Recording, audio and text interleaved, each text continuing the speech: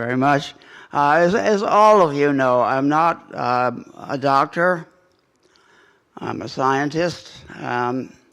So I'm not giving any medical advice to anybody. This talk is about my personal experiences in dealing with Parkinson's disease for the last 14 years. And actually, I consider myself far more knowledgeable than many doctors because I've been dealing with this not only for that length of time and doing a lot of research on it, but 3 other members of my family had Parkinson's disease, and I was in part the caregiver for all 3 of them. So I got experience, just like a doctor does, with different forms of the disease. Unlike some diseases where everything is always the same, when you have a heart attack, it's the same as anybody else. You do all the same things. Parkinson's, everybody is different. So just in describing my family, you will see some of the major differences. Unfortunately, I'm the only one of the 4 of us who is still alive. The other 3 died from the side effects of Parkinson's. And I don't want to scare anybody with that because in general, people who have Parkinson's live almost as long as they would if they didn't have it. So if you want to live to be 88 years old, you might live to be 87 or something. So it's statistically, it's 1.5% actually the reduction in your lifespan. So in general, Parkinson's doesn't give you a premature death.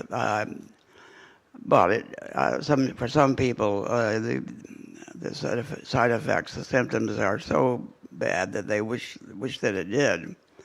And life can be pretty miserable if you're having a violent tremor all the time and you can't stop it, and you're falling down and everything. So it's not a fun disease. It's nasty. And I fortunately, I have a mild case of Parkinson's. So joining me today is Bethany, and have I spelled your name correct there? All right. There's a lot of words in her name, and she's the professional person here in this talk. She's got a formal education in speech therapy and swallowing. But also, she's knowledgeable about Parkinson's and about dementia. She evaluates people to tell them how they scale on a scale of 1 to 5, how they come out. And I personally recommend Bethany because she really solved a major problem in my life. I was having terrible episodes in the restaurant. They were frightening to me and frightening to everybody else. I would start to, while I was eating my food, I'd breathe in the food in my airway, and then I'd be coughing violently, and then I couldn't swallow the food that I already had. So I've got a combination of food in the windpipe, which is a really serious problem, and also food that isn't going down, which is equally serious problem. So, and I went to a specialist for 3 months and saw him twice a week, I guess. Didn't really help me. And then I went to Bethany, and she had a device where I could actually see what was going on inside my throat, and I realized that I was trying to swallow down when in fact the food goes up before it goes down. So we'll get into that a little more later on. But anyway, why don't you just take a moment? I'll give you the microphone. You describe what you do and what you can offer people here. Oh, anyone who's ever seen me speak at any of the resident president meetings or on Good Morning EPP knows I have a healthy dislike for these microphones, but I will do my best. I'm sorry. I really do much better with my very, very loud voice. Thank you for having me. As Dick mentioned, I am a speech and language pathologist, and I have been working in my profession going on almost 20 years now. Many people hear about speech and language pathologists and defer to maybe your grandchildren or your great-grandchildren and think about children learning how to talk or speak. Unfortunately, the role of a medical speech and language pathologist is often overlooked because our role as medical speech pathologists are not well defined, and our title is misleading. Speech pathologists help the medical community by diagnosing communication and cognitive disorders throughout the lifespan. And we are uniquely trained in swallowing disorders, voice disorders, cognitive disorders, neurological disorders, communication, and that's all types of communication.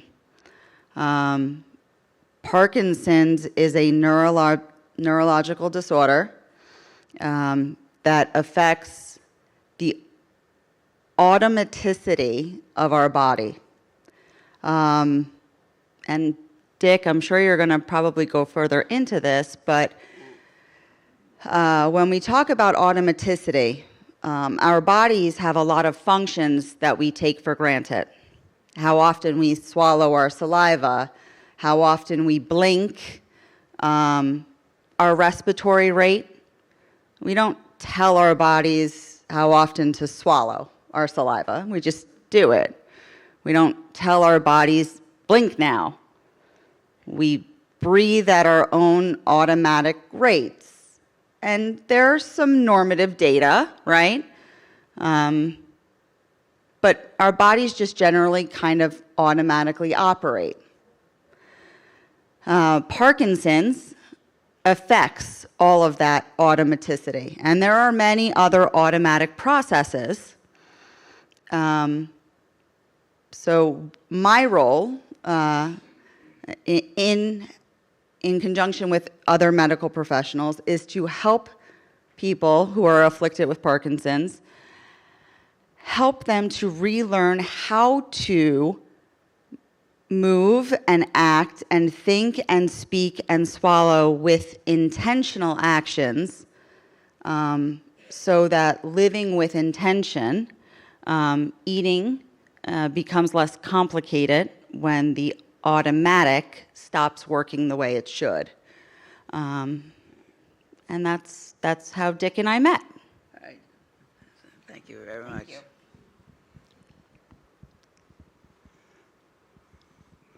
Well, I added up a lot of the symptoms of Parkinson's disease to give sort of a summary, and I came up with 22, but of course it may be more or less depending how you categorize these.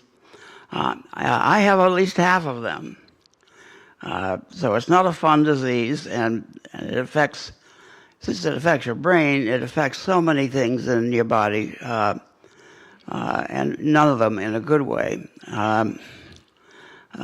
The most common cause of death for Parkinson's, as I mentioned before, that's usually you almost live almost as long as you normally would.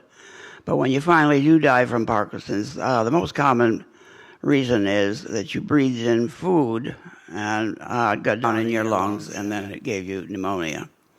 And there's no way to get that food out of there, and that's the end. The second most common is injuries from falls, and I'm a first-hand example of that. I was in the hospital for 90 days after I fell off a cliff, and I broke 3 ribs, and I thought I'd killed myself. I thought I was dead. What happened? I fell from the height of this ceiling. I was doing a little rock climbing. This is before I knew I had Parkinson's. I knew there was something wrong, though, but I went up, and I'm climbing up this cliff, The reason is I want a certain size rock to fix I have a dam next to my house where I don't have a waterfall. And I wanted a certain size rock, and I saw one up there.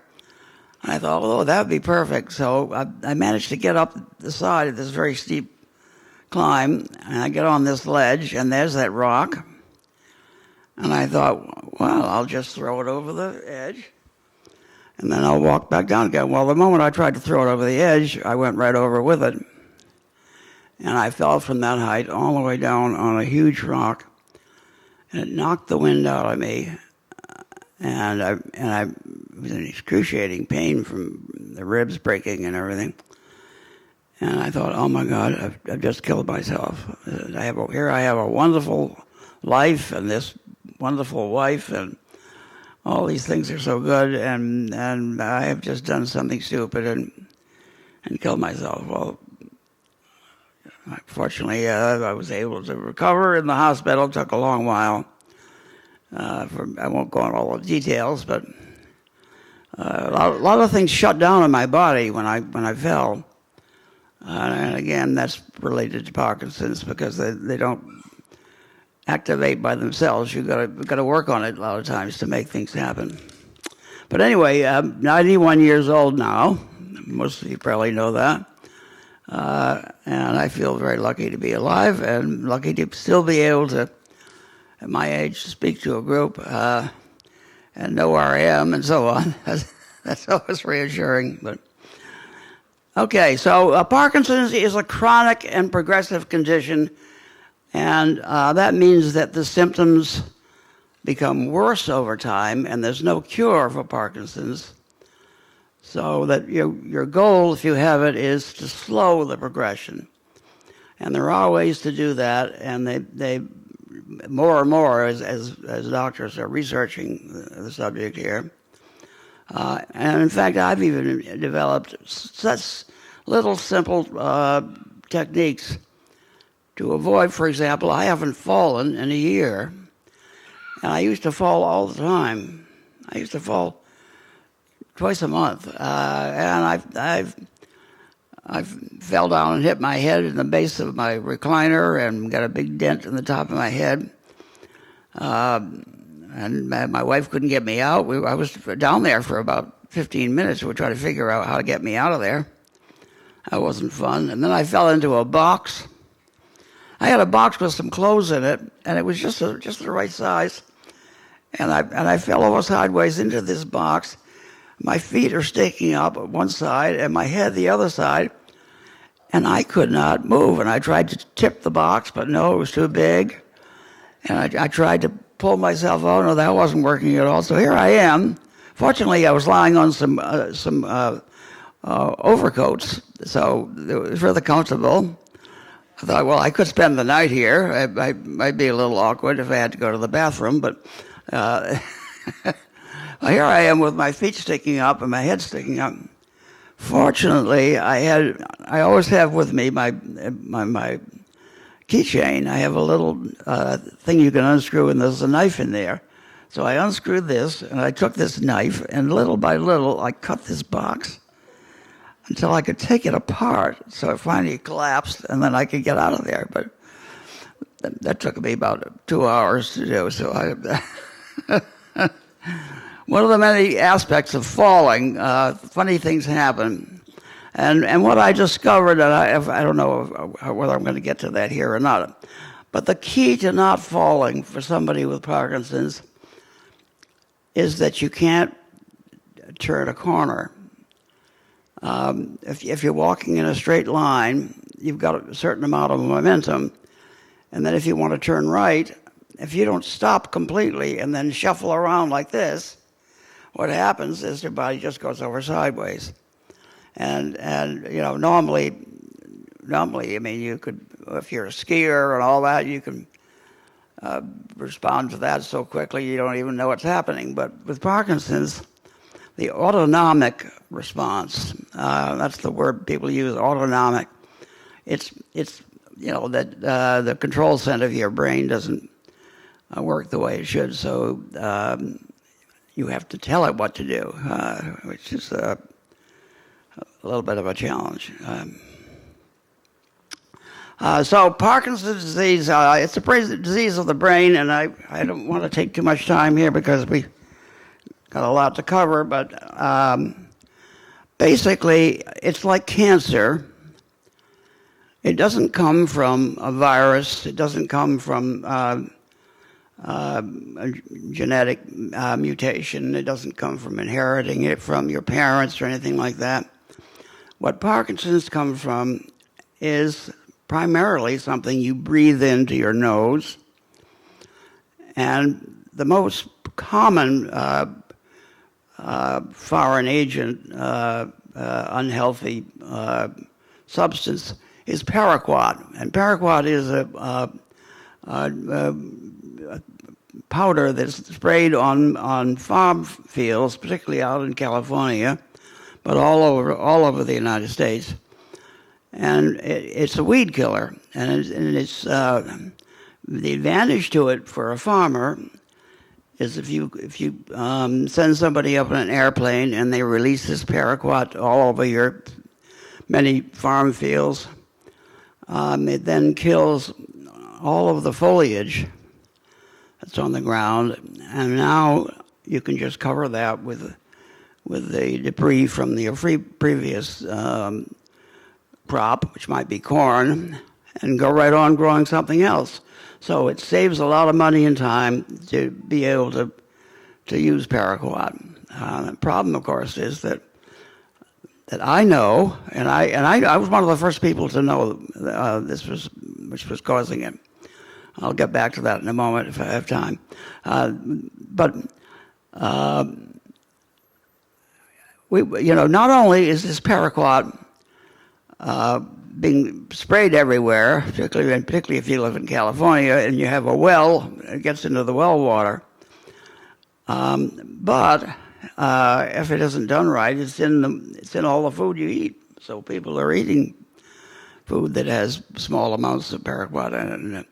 So the Parkinson's disease, the reason it's such a new disease that not very many people had, was we didn't have the defoliants that are the worst case causing it, and we didn't have a lot of the industrial solvents such as methyl ethyl ketone and even acetone that also can trigger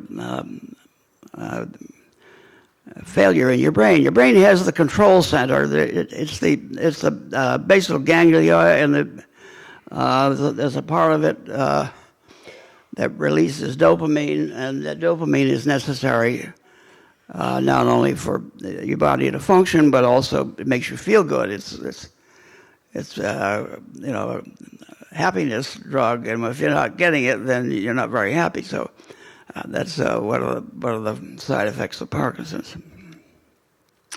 So the part of Parkinson's that everybody knows about is the physical one, and that's what the doctors observe when they're assessing whether you have it or not. And the first one that is obviously associated with Parkinson's is the tremor, and it's a resting tremor. And by that I mean if you're sitting with your hand in your lap, you look down and you see that it's vibrating, just as my hand is vibrating now. Now I don't have. I always tell everybody I don't have a hand tremor, but I notice whenever I try to type in the directions in my Tesla to where I'm going, instead of getting one letter, I get two or three. So there's obviously a little bit of vibration in my hand that I wasn't aware of. So much for me not having a hand tremor, but mainly my tremor is my legs, and my legs go like this. I don't know if you can see me, because normally the good thing about that in terms of social things is that my legs are under the table, nobody knows they're vibrating, and they can be going like hell, and everybody just thinks I'm calm as can be. And then the third tremor is in the feet, and that's the one that a lot of people have when they get nervous, and it's just a temporary for them, where your feet go up and down. And I don't want to do it because I'll start doing it. I don't want to get myself going here, but you have that little nervous vibration of your leg, which when you see people do videos criminals being investigated and questioned, all of a sudden their leg starts going up and down. Well, that's a sign of being nervous and is triggering this. But for somebody with Parkinson's, that can go on for hours. And believe me, this is not fun because you're worn out. You're absolutely worn out when you have this tremor and you can't stop it because it's taking your energy. And what used to happen to me, I would get in bed, and the moment I got in bed, now my legs would start moving, and they move for 1 or 2 hours, nonstop, in this very violent way. I was sweating, I was worn out, and one thing that finally made them stop was I got so tired that I fell asleep. Well, once you fall asleep, the tremor stops. So now I would get through the night, but it was really awful. I've solved that problem, and I solved it in such a simple way. And it was the doctor had put me on a uniform schedule of levodopa, which is the chemical medicine that most people take for Parkinson's. And he had some in the morning and some at noon and some at supper. Well, I didn't care whether I had a tremor or not during the day because either it was hidden under their table or I was standing up. Once you stand up, it stops. But at night, it would drive me crazy. So I suddenly realized I ought to have the bulk of my medicine at night. What difference does it make? So sure enough, I took the full pill plus an extended release pill that took me through the night. Next thing you know, I'm getting in bed and I'm no tremor and I fall asleep and I sleep all the way through the night. So I've solved this problem. So it's just a simple solution. Before that, I was worn out because I wasn't getting any sleep at night. And of course my wife was sick and I was a 24-hour caregiver, so I was working with her all day long, and at night I wasn't sleeping. It was just awful. I was getting 2 or 3 hours sleep a day. So anyway, some of the other symptoms, in addition to the tremor, are slowness of movement, which I have, and rigidity, and that's for some people, their limbs don't want to move, and they sort of move like they're stuck.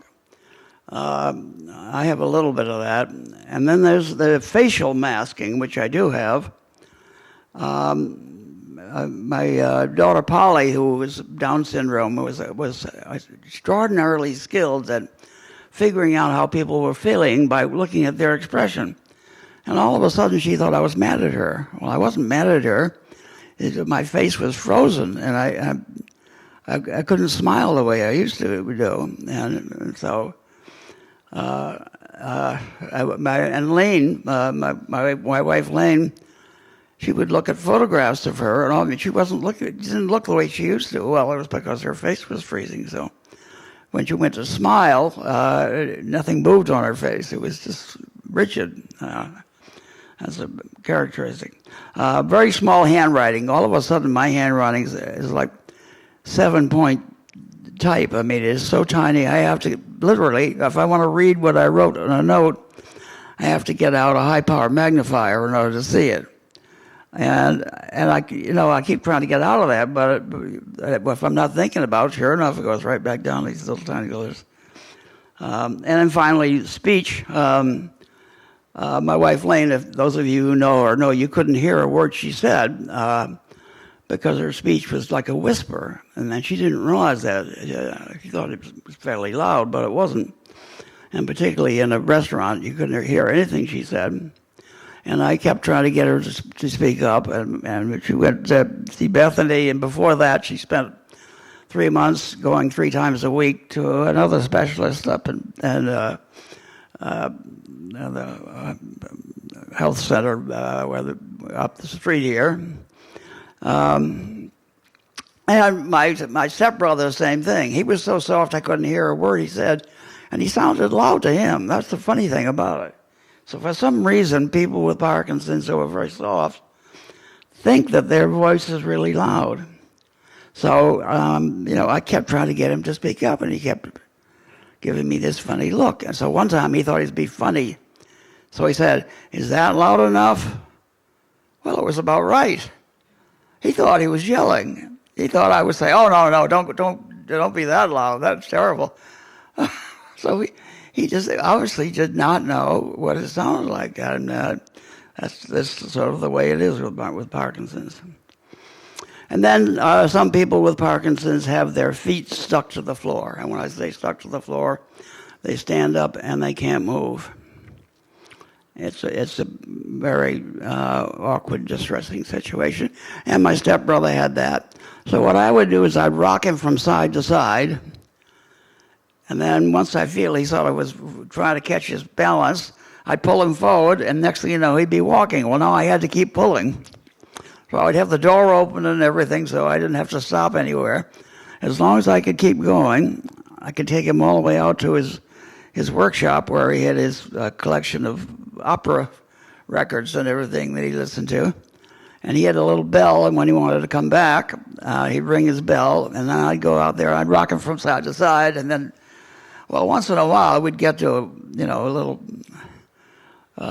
stone that was missing or something, and we'd both go down. That was not not successful every time we tried it.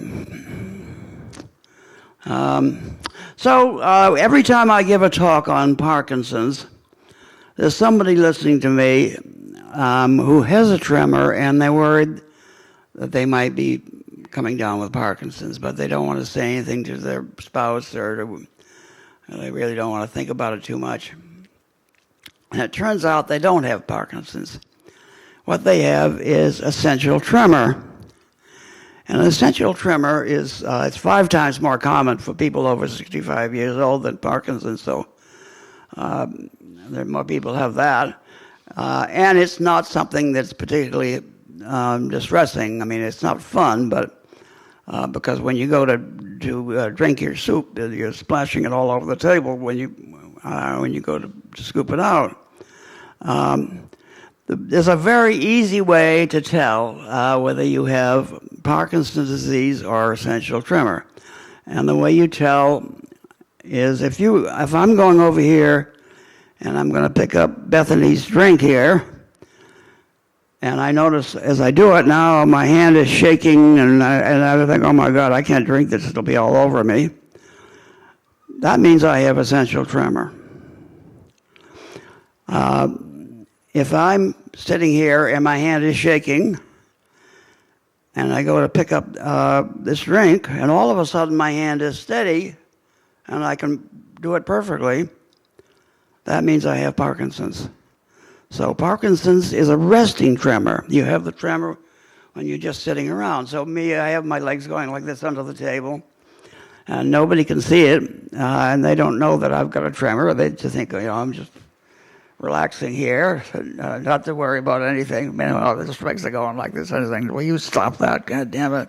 And it's funny thing, you can stop it right away. You can tell your legs to stop, or your hands to stop. So I can just tell it right now. See, I just did that. I told my legs to stop.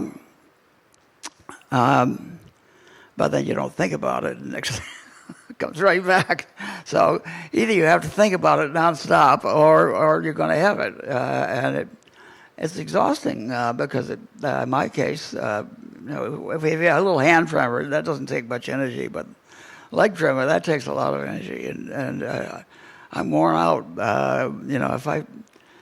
If I forget to take my medicine, I always know, because all of a sudden my feet are going, and I think, oh my God, I forgot my lunch medicine. That was what it was. So Parkinson's timing is very critical when you take your medicine, and you're constantly. You're not solving anything. What you're doing is you're compensating for the disease in a way that allows you to function and not be exhausted from all of this. So if anybody here has the tremor, just try reaching for something and doing it. If your hand stops vibrating, then you have Parkinson's, or you could have. Obviously, you want to go to a doctor and evidence this. But if when you go here and now it's really shaking, then that's essential tremor. I designed,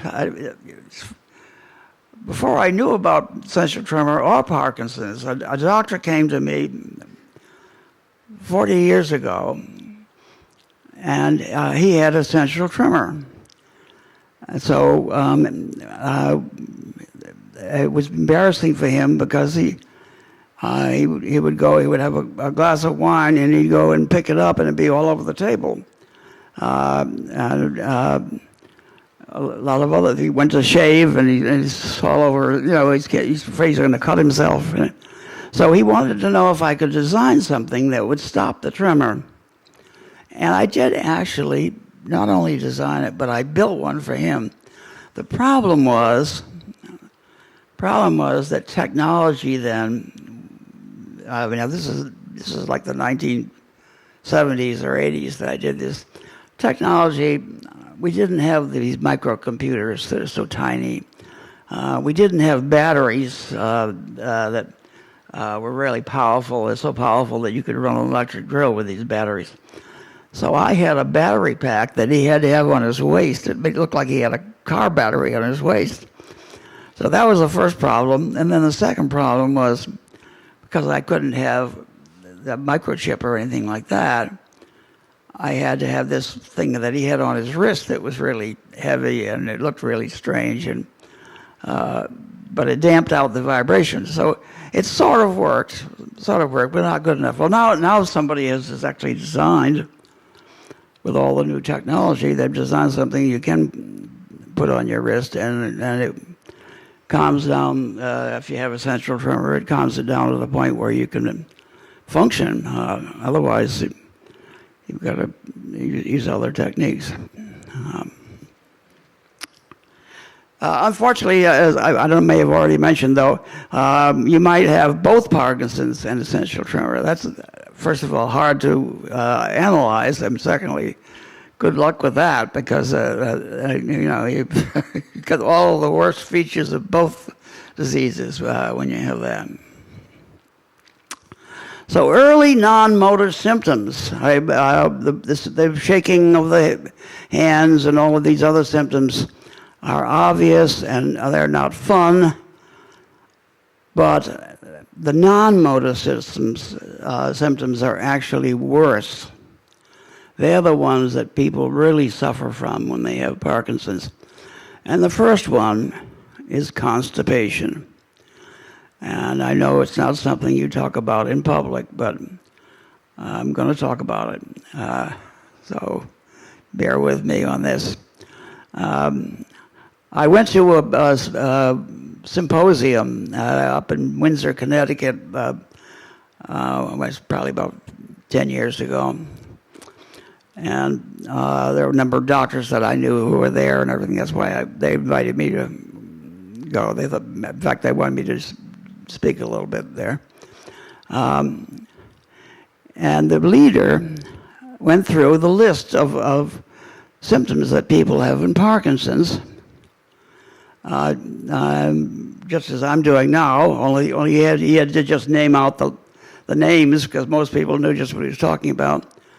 Well, when he got to tremor, I was quite surprised that of people who had Parkinson's, at least 20% of them didn't have a tremor.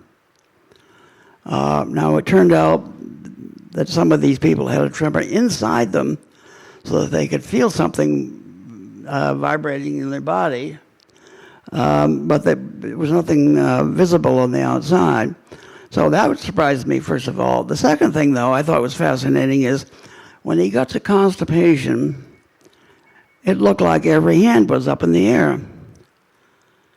So he said, well, let's do it the other way. Is there anybody here who has Parkinson's who does not have constipation? There wasn't a single hand.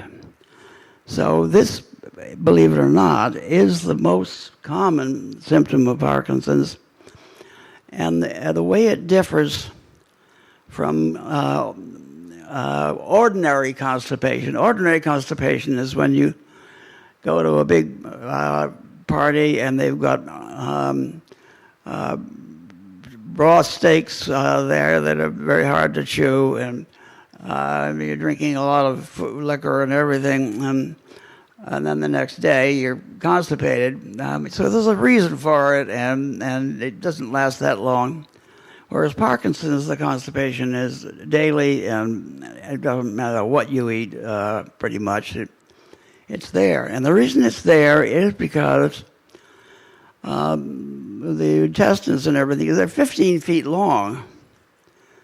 They will go around in circles and everything, so you don't realize that. But inside of you, they're 15 feet long. And the poop, I apologize for everybody here. This is not what you normally talk about to a polite audience, but it's an important issue. The poop is very viscous. It's like honey or glycerin or something. So here it is in this 15-foot long tube, and it's very, very thick. And the problem is it doesn't want to move. And it's not that it won't move, it's just that it can't move by putting a lot of pressure. So a lot of people who try to go to the bathroom when they have constipation, they sit on the toilet and they push like holy hell, and they push so hard they give themselves diverticulitis, and they rupture something, or they just give up and. Well, the problem is they're dealing with a very viscous fluid, and you can't just push for a second, no matter how hard you do it, because this fluid is not going to move. But if you push in a very special way, this is my magic method. If you push in a special way, you just sort of push medium hard for 4 seconds, and then you let up, and then another 4 seconds, and then let up, and you keep applying a little more pressure. What you're trying to do is to get this very viscous fluid to start moving. And as you do this, you're saying to yourself, oh, geez, this isn't going to work. I don't know why I'm doing this. What a stupid thing. I'm getting tired. And all of a sudden, a miracle happens. All of a sudden, you start to poop. And it's just a little bit, and maybe you have to, clear the last debris out of the way. I won't get into details on that. But once it starts to work, then it keeps on going. And now all of a sudden, you've completely emptied your bowels just the way you wanted to do, and everything's fine. And then if you do it every day, you don't have the problem about dry things at the exit ramp there. So it makes it a lot easier to do it. And another secret you have also, very, very important, and I'm sharing this with you, there is a medicine. You need to soften the stool, basically. You don't want it to be hard. And there is a medicine. It's a miracle medicine. And it's not Miralax, and it's not all these other things. It's prune juice. That's what my mother used. That's what my grandmother used. And it has to be prunes. It can't be some other fruit, because prune juice has the ability to soften the stool. So you got to drink the prune juice, and I always have it with Raisin Bran, so I have some roughage in there, and everything works. So there you have it. So my wife, Elaine, went to a doctor whose specialty was constipation, and this doctor worked with her for 4 months, and nothing was successful, and she kept having to have enemas and things like that. And then she tried my method. It worked perfectly for her. So I have one more person who's tried my method, and I'm certainly convinced because it works for me. And I apologize to all of you now for talking about this subject, because it is truly, an unpleasant subject, and one you don't talk about in polite company. But knowing that not only do people with Parkinson's, but also people who have reached the age of 85 or so maybe have this same issue, it is useful information. And when I told the nurses, when I had my congestive heart failure recently. I'm up in the hospital for 90 days or so, and I told one of the nurses about it. She was fascinated. She said, "Oh, everybody here has this problem because they're lying in bed all day long and everything." So she started telling all the patients to do this, and she reported back to me that some of them were quite excited. It was solving their problem. So there you have it. Forget that I said this now. I don't want everybody looking at me thinking, "Oh my God, you just taught us about constipation and how to deal with it."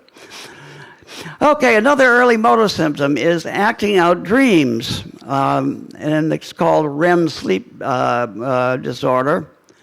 And my wife Lane had this. What would happen is she would be dreaming that she was in Africa, and an ape was trying to drag her into the forest or something, and she'd be thrashing around and her arms would be flying. Well, next thing you know, she's hitting me. I mean, because it's dangerous. And I'm sleeping, we slept very close together at that time. In fact, we sort of spooned, so we're really close together. And her arms are coming out. She's hitting me in the head and everything.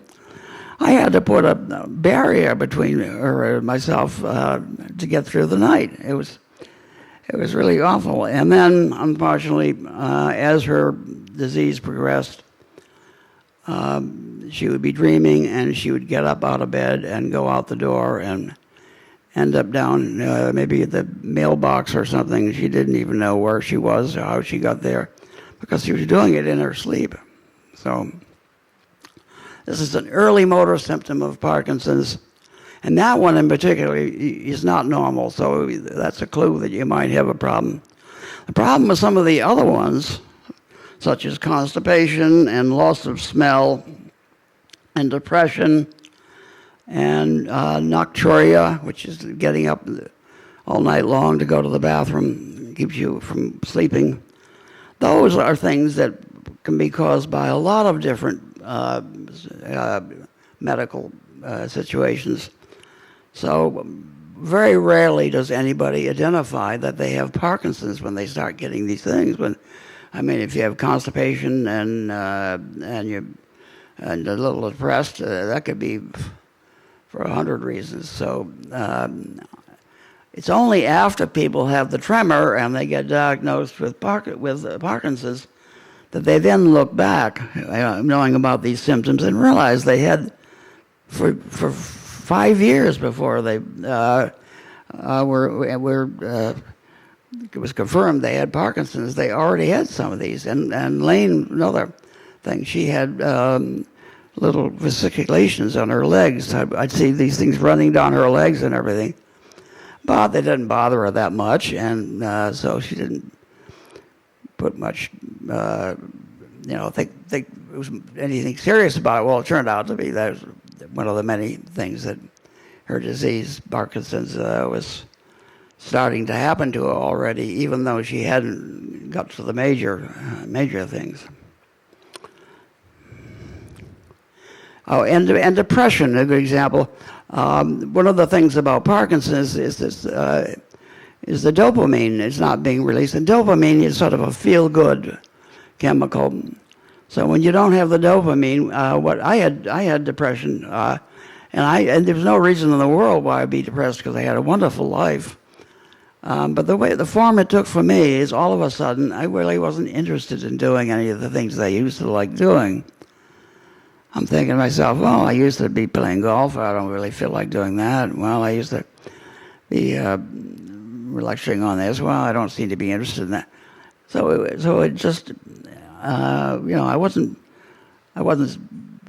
sad or crying or anything like that. I was just not interested in anything. And then when I started taking antidepressants, a very small amount, actually, the smallest amount they had, it made all the difference. And all of a sudden, and I was back into action, and I was wanting to do things and enjoying myself. So that was interesting. Insomnia is another thing that people with Parkinson's often have. And oddly, I have a combination of that and daytime sleepiness. So last night, just like every night, I usually don't go to bed until 2:30 a.m. So, and then I wake up at 7:30, whether the alarm goes off or not. So I got 5 hours sleep. And then I'm at the computer, and this morning is a good example of that. And all of a sudden I realize it's noontime. I said, my God, I better get down here because I'm giving a talk. I had fallen asleep. So I had caught up 2 or 3 hours sleep, sitting at my computer, thinking I was, organizing, purchasing some medicines or something. I don't forget what I was doing, but I never got to do it because I fell asleep right away. So it's an odd combination to have insomnia and then can't stay awake. But that's just a Parkinson's thing, and so many people have the same thing. And fatigue. Fatigue is a common symptom of Parkinson's. I have some of that, but not because I'm so wired. See, I have this manic personality where I'm always going, so I'm not as much of a fatigue problem. But, and personality change. I'm still the same old outspoken, cantankerous person. I haven't changed that at all, so I don't think it's changing my personality. But it did change several other members of my family. They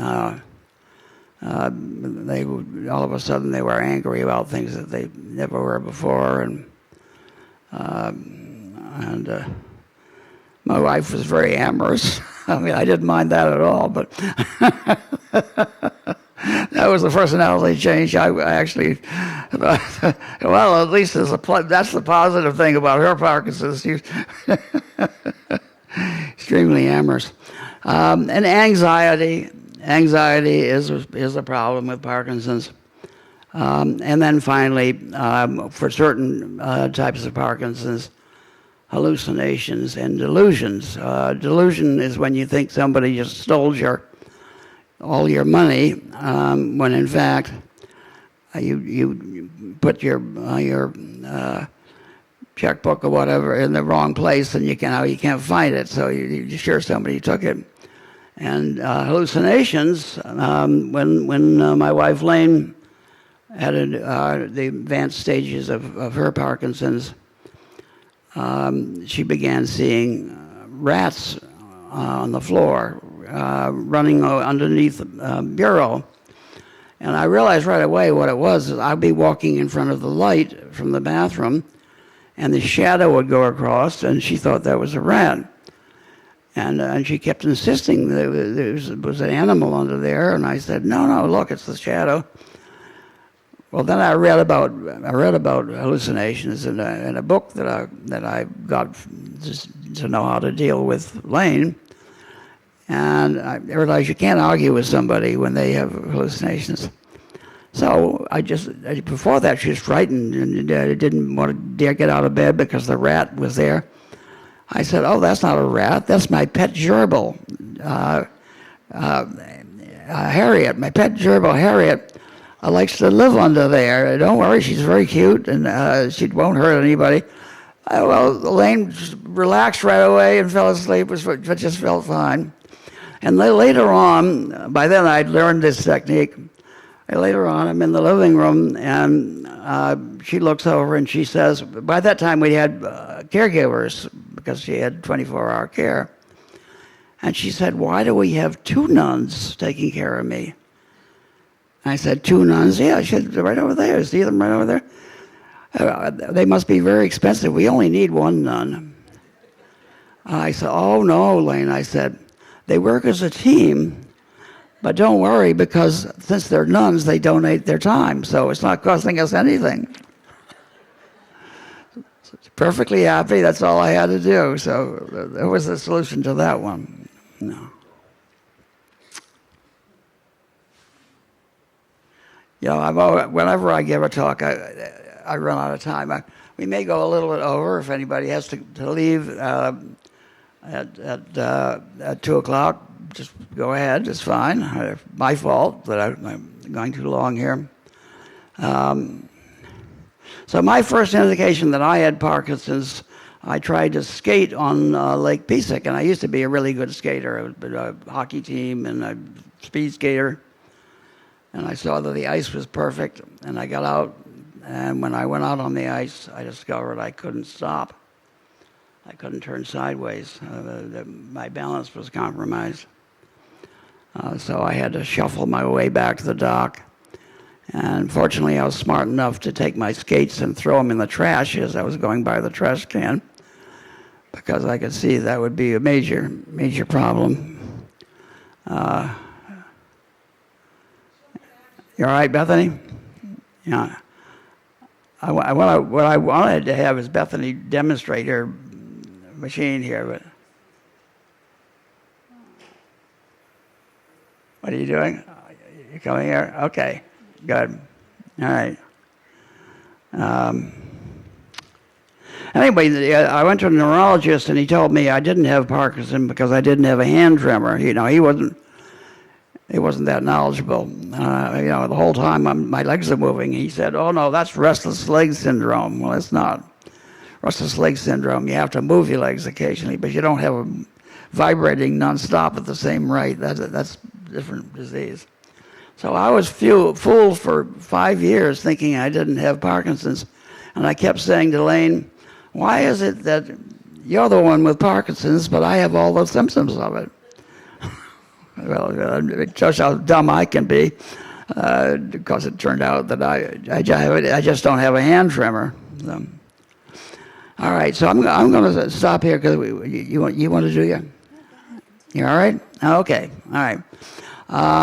Lane was an amazing dancer when I first met her, and then we went to a dance about 6 years ago, and she discovered all of a sudden that she couldn't do a rock dance, that she was afraid she was going to fall down, and she couldn't do the motions, and she'd been really worried. And now we went to a doctor, and she was diagnosed right away with Parkinson's, but she had a very bad type of Parkinson's. She had Lewy body dementia, and that's a combination of Alzheimer's and Parkinson's.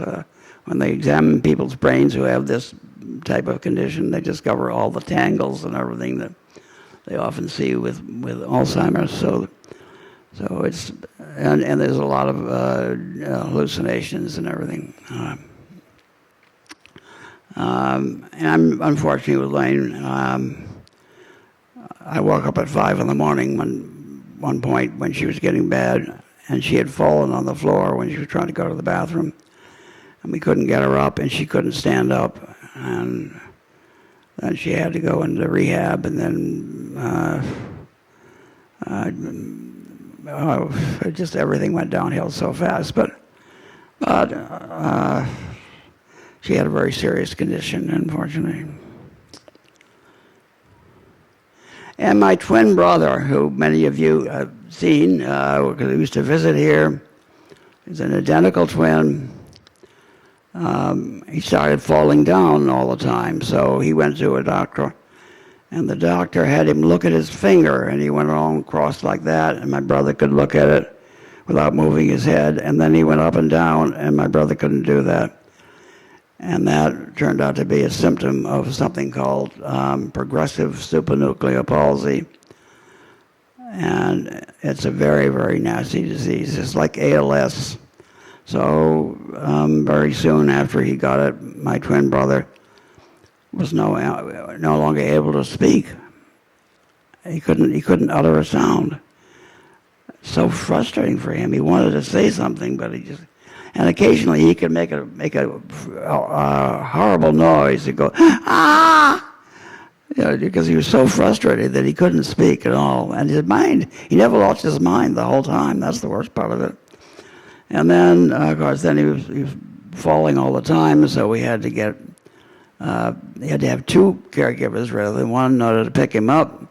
And then we found this weightlifter, this guy who was about 25 years old and been lifting weights and wanted to be a caregiver, and he could lift my brother up all by himself. So that was a great improvement over the situation here.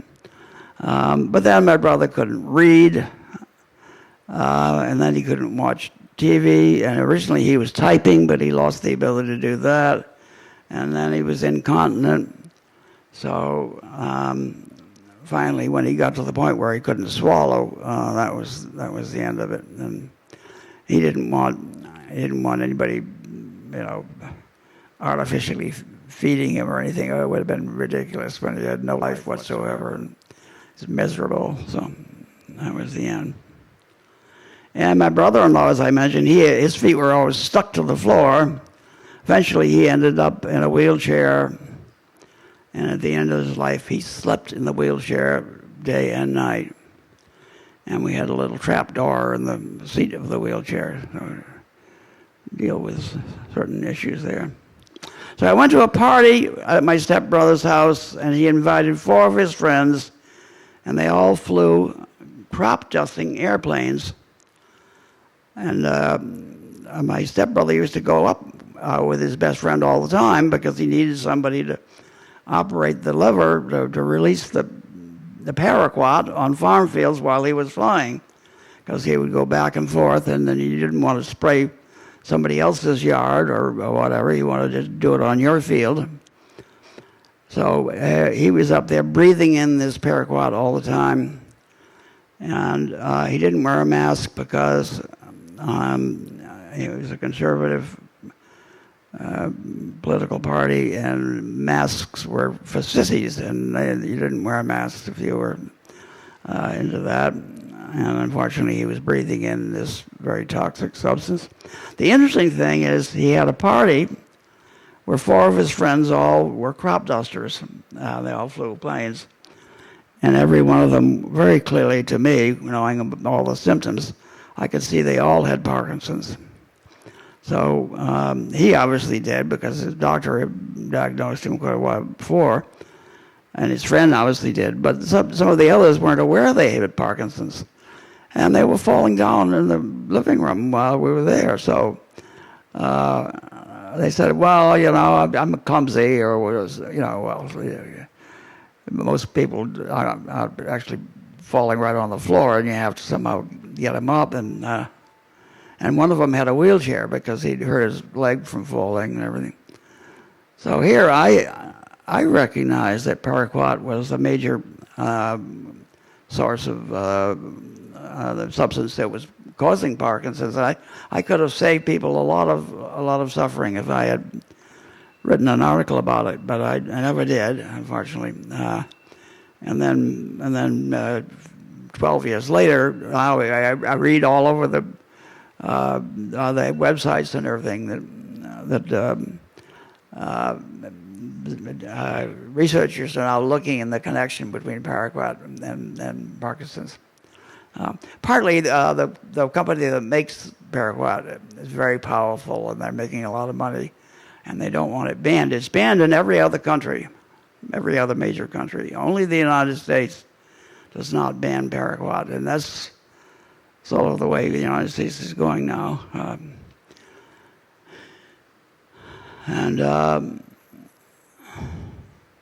So even when you eat food such as peanuts and sweet potatoes and strawberries and pears, all of these farms have been treated with paraquat. So it's very possible that all of us are eating food that still has paraquat in it, and that's why Parkinson's has become so much more common now than it was before. Let me see. Well, I'm going to move right on here because it's already 2 o'clock, and as I always get going, and apologize for that.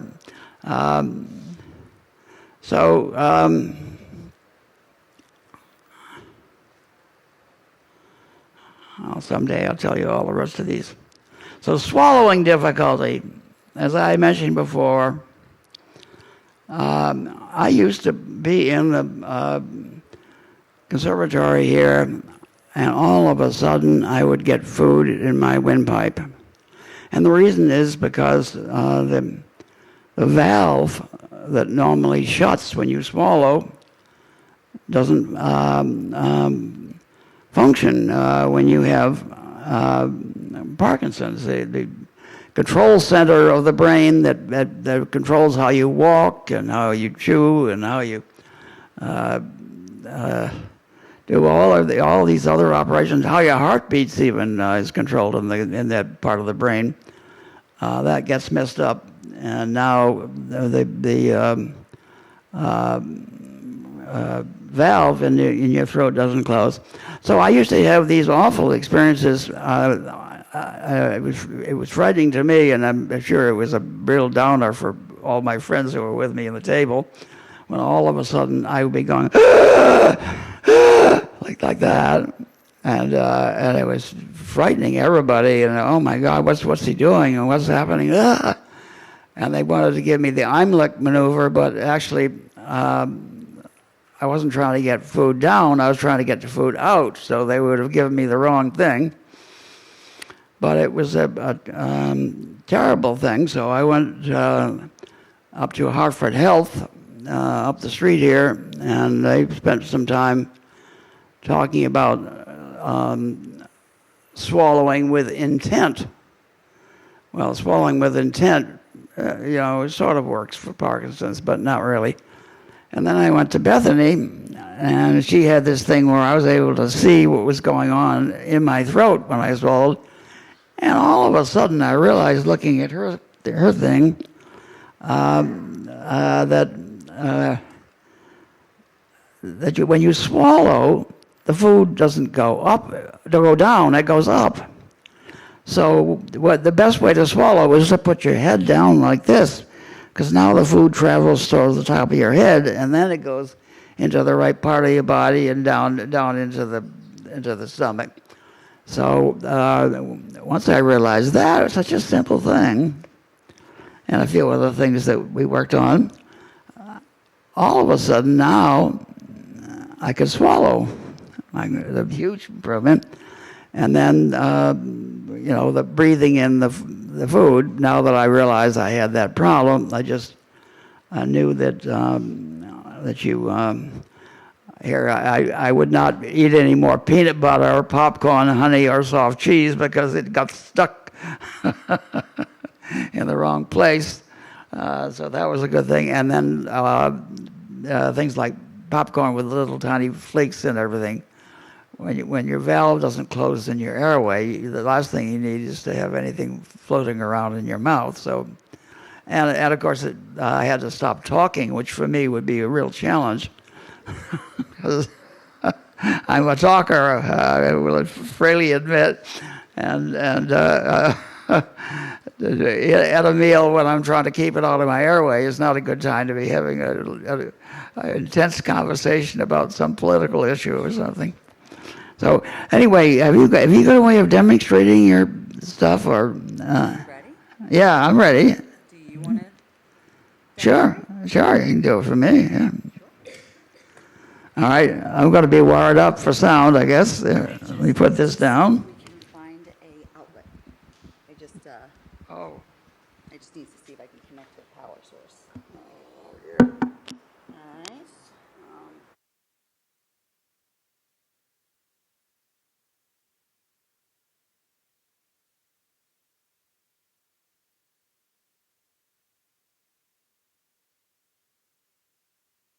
There's one on that side, on the side of it. We're looking for an outlet, but Bethany found one, so we're all set. So hopefully this will work, and you'll be able to see inside my throat. It's not a pretty sight, but yeah.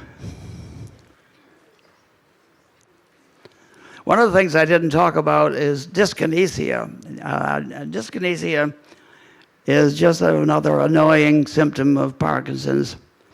And what it is, it's little involuntary movements that people with Parkinson's do. And so sometimes they go like this and so on. Well, mine, I have one, I probably have several, but one in particular, and that is my tongue tends to do weird things particularly while I'm giving a talk like this for some reason. Well, probably all the time, but when people have made a video of me giving these talks, I realized I have dyskinesia. I never realized it before, that my tongue is flapping around in this funny way, and so all these things are going on in my mouth that I'm not even aware of, that are just another annoying symptom of Parkinson's. As I said before, Parkinson's is not a fun disease. It's got some really downsides here.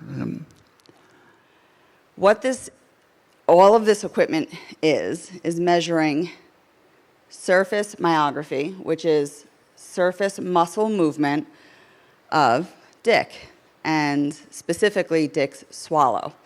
It's measuring the muscle movement of each of his swallows. So you saw him take a sip of his coffee or tea, and then it also, by my clicking of the foot pedal here, also of the 2 subsequent swallows. So I was watching his throat, I was looking for the laryngeal elevation, and I captured the movement of his larynx elevating and capturing a swallow. And so those peaks where the line is intersecting that mountain of a bar is his larynx elevating, his muscle moving up, and that is effectively the line graph of his swallow, his normal swallow, okay? So this is what we would use in biofeedback. So it would be giving a patient real-time feedback into what therapists used to call swallow hard. Well, that's really confusing because what's that mean? Swallow hard, right? I don't know what swallow hard is. And I think I just swallow hard, right? And you felt like you swallowed hard. Did I do it right?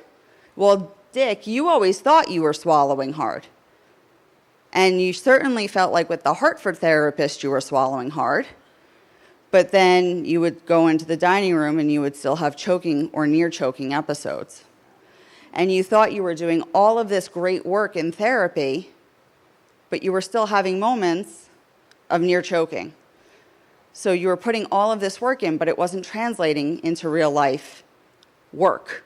The work wasn't paying off because there was no way for him to correlate swallowing hard in practice into real life. So what this ended up equating to was we were then able to show Dick what a true swallow hard in practice was in real life. So if you can now swallow harder, so do your technique now. So that dotted line is, so that dotted line is 125% more effort than his typical swallow. So the 3 swallows that he did at the beginning were his regular swallow that he would just do on any given day. And that dotted line then calculated how much effort he put in with his muscle movement and set the bar, literally, at 125%. So now he would do effortful swallows in repetition, just like you would do at the gym with bicep curls. After he calculated, let's say, 10 swallows, it would then raise the bar. So that then Dick would have to try harder or do more effort. So then we could actually train the throat muscles in real numbers. And it would be giving the body actually real feedback. So now you know you truly are swallowing harder with more effort, and it's giving real feedback to the brain with repetition and real information. Because as a therapist just sitting there next to you, yeah, it looked harder. Did it feel harder? Well, now I do it. I don't even have to be that hard. I just know how to do it now. And now you know how to do it. Yeah, now I know how to swallow. I also cut the food up in little tiny pieces, and I chew it and chew it and chew it. I've got the show on the road before I try to eat anything, and I avoid all the foods that don't want to go down. So Dick is saying that in addition to the effortful swallow, which is one of the best strategies in dysphagia therapy, he's also learning some behavioral strategies to dysphagia management, which is cutting the food into smaller pieces, pacing, which is going slower, not talking, which is, he's still working on that. Knowing to alternate solids and liquids, using certain posture when you're eating. We analyze the whole meal from start to finish. We don't look at just the mechanics of the throat. We look at from beginning to end to make eating still enjoyable. Mealtime is supposed to be an enjoyable event, but when it becomes a job and it involves your safety, it can become isolating and scary, and no longer fun or social. And that's what we want to avoid. So, speech pathology. Yeah, my job title has nothing to do with your food. So no wonder we don't ever have too many referrals. Hi, how are you? Good. So the visualization of a swallow is different for everyone. For Dick, for him, effortful swallow, when we tried to visualize for him, I used terms like swallow forcefully, like you're swallowing a golf ball. Swallow hard. Tuck your chin. Push. I tried to give lots of different strategies. When we used the biofeedback, I said, that was it. And he said, well, it felt like it went up, not down. For Dick, the visualization of how it felt, for him, it was a swallow up. That is how his brain interprets an effortful swallow. So his cue for him is swallow up.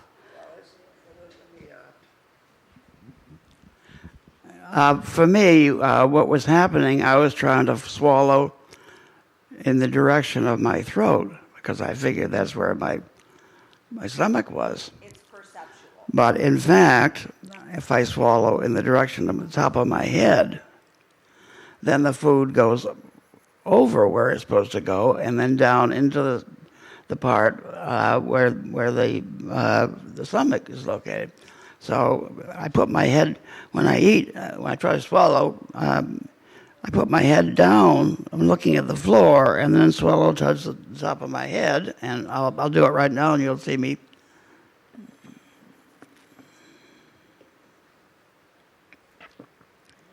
So here, I had a big swallow. It went towards the top of my head, and then over and around where it's supposed to go. So I am, as Bethany points out, different people have different ways of thinking about this. When I take pills now, a very, very simple thing. I just take a mouthful of applesauce. I take 22 pills a day. and 18 of them are prescription pills because I have Parkinson's, thyroid disease, congestive heart failure, Graves' disease with the double vision. I got all these things, and everything has a pill, and I'm taking them all. I mean, it's amazing how many there are. But I just stuff them. I have a mouthful of applesauce. I shove all these pills in my mouth, and then I put my head down, and I swallow to the top of my head, and they all go right down. So easy. There's nothing to it. Before I learned that technique, I was gagging. I was coughing up pills, and sometimes I'd cough them up, and they'd end up on the floor, and it was really a challenge.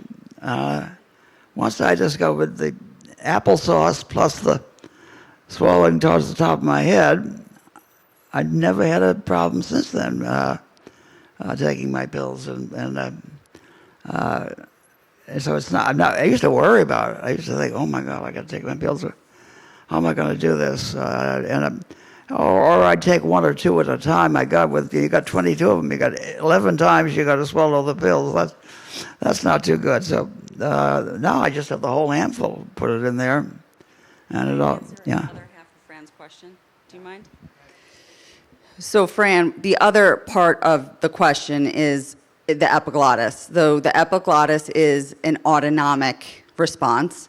So anatomically, what is happening is once the bolus, pill, food, liquid, is entering the second third of the mouth into a swallow response, which is an autonomic response. The epiglottis, which is the flap of cartilage, is covering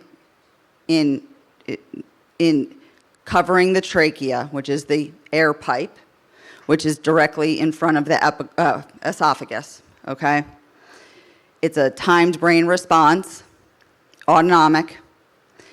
The laryngeal carriage is elevating to meet the epiglottis and cover the trachea and to prevent aspiration, deflecting the food into the esophagus. So that's that up feature. In those of us, you might even see a swallow happen. You might see the musculature. Some people see the strap muscles of the neck. You can kind of feel it. Middle school boys will joke about their Adam's apples. Women also have the same cartilage there. It's just less pronounced. It's the thyroid cartilage. Girls and boys both have Adam's apples. But so regardless of that, it's that same cartilage part of the laryngeal carriage that elevates up to meet the epiglottis to close off the airway space, hyolaryngeal space above the laryngeal area to prevent aspiration. Dick also does a chin tuck, which is lowering his head, so it's kind of perceptual. As far as the Heimlich, the abdominal thrust is always going to eject, if done right, any infiltrate that is lodged or potentially lodged into the airway by thrusting up through the diaphragm. And if someone is in a choking or in a partially choking event, that would be the first response until they've lost consciousness, at which point you lay them on the ground and then do thrusts on the floor. If somebody's habitus is larger or you don't feel like you can support them, start abdominal thrusts from a ground position.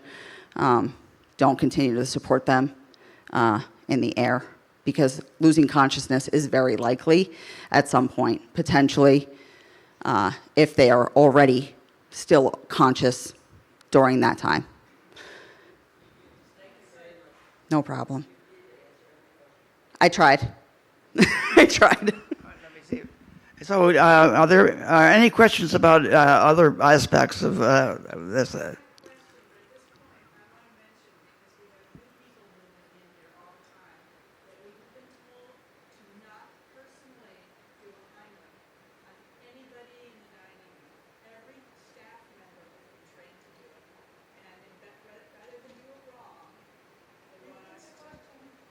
Yeah, what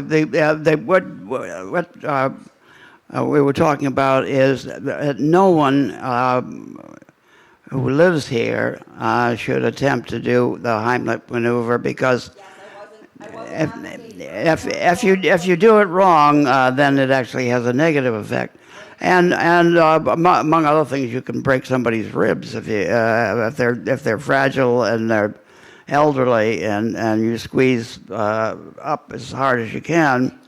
You can actually do a lot of damage. So.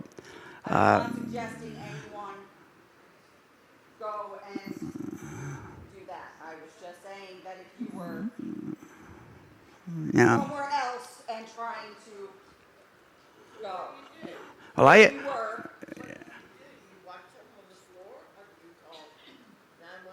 If you were already given yes, you call for a trained person. Yeah. Well, I used to be a lifeguard, so I have been trained in doing that. But now I wouldn't try because If you already given instructions to otherwise. I'm not strong. I'm not strong enough now. I'm too new for this.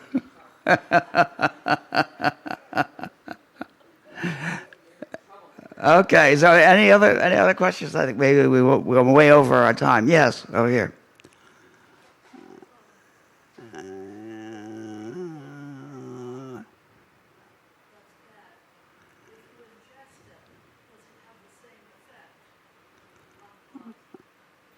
Yes, the question is whether rather than bringing in the paraquat through your nose, which is the primary place that these things enter the brain, if you ingest paraquat, if you eat, let's say you eat cereal that has remnants of paraquat in it because they didn't allow the field to age properly and all this kind of thing, would you get Parkinson's? Well, I think that is the case, and in fact, I think in my case, since I have my Parkinson's in another location, mine probably came from the gut. And when they ran the tests, there are two tests that they do for Parkinson's. One of them is they look at the substantia nigra part of the brain and see whether it's releasing dopamine and so on. And my wife's case, she was positive, and she definitely had that. I was negative, so I'm wondering how come I'm negative when I obviously have Parkinson's, and the medicine's helping me. So then they gave me the other test, which is one where they do skin samples and see whether you have alpha-synuclein in your skin, which is a marker of Parkinson's.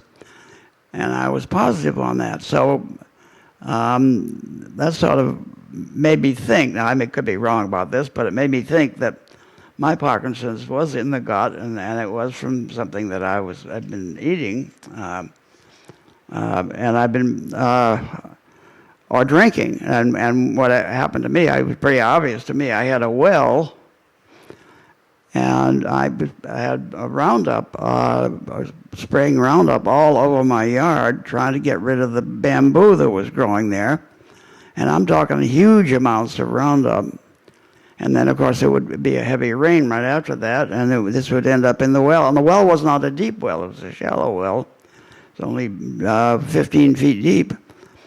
So it was picking up, probably the Roundup that I had on the ground, and I was drinking water that had Roundup in it, and that could very well be where I got my Parkinson's. But I mean, in addition to all of the weed killers, there's also a number of toxic trichloroethylene and other kinds of solvents that can damage your brain and so on. So that it's not as clear cut as it might be, but otherwise, anyway, I think we should terminate this. Thank you very much for coming, and I hope you got something out of this.